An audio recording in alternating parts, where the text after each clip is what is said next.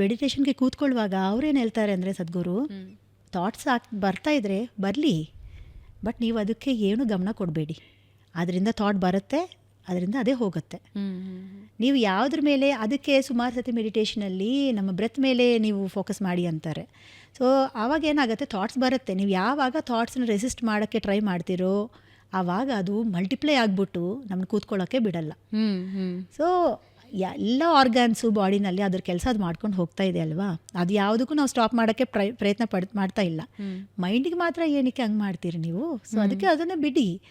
ಅದು ಯಾವ ರೀತಿ ಕೆಲಸ ಮಾಡಬೇಕು ಅದು ಮಾಡ್ತಾ ಹೋಗುತ್ತೆ. ಬಟ್ ನೀವು ಯಾವ ರೀತಿ ಇರಬೇಕು ನೀವು ಆ ರೀತಿ ಇರಿ, ಫೋಕಸ್ ಮಾಡಿಕೊಂಡು ಸುಮ್ಮನೆ ಇರಿ. ಅದಕ್ಕೆ ಯಾವುದು ನೀವು ಏನೋ ಅಟೆನ್ಷನ್ನೇ ಕೊಡಬೇಡಿ, ಇಗ್ನೋರ್ ಮಾಡಿ ಅಂತ. ಸೊ ಇದೆಲ್ಲ ಆ್ಯಸ್ ಐ ಸೆಡ್ ಬಿಫೋರ್, ಒಂದಿನ ಒಂದು ಮೊಮೆಂಟಲ್ಲಿ ಆಗಲ್ಲ. ಬಟ್ ಅಫ್ಕೋರ್ಸ್ ಅದಕ್ಕೂ ದೇರ್ ಆರ್ ಟೂಲ್ಸ್. ಬಟ್ ಸ್ವಲ್ಪ ಕನ್ಸಿಸ್ಟೆಂಟ್ ಆಗಿ ಮಾಡ್ಕೊಂಡು ಹೋದರೆ ಇದು very easily you can achieve it.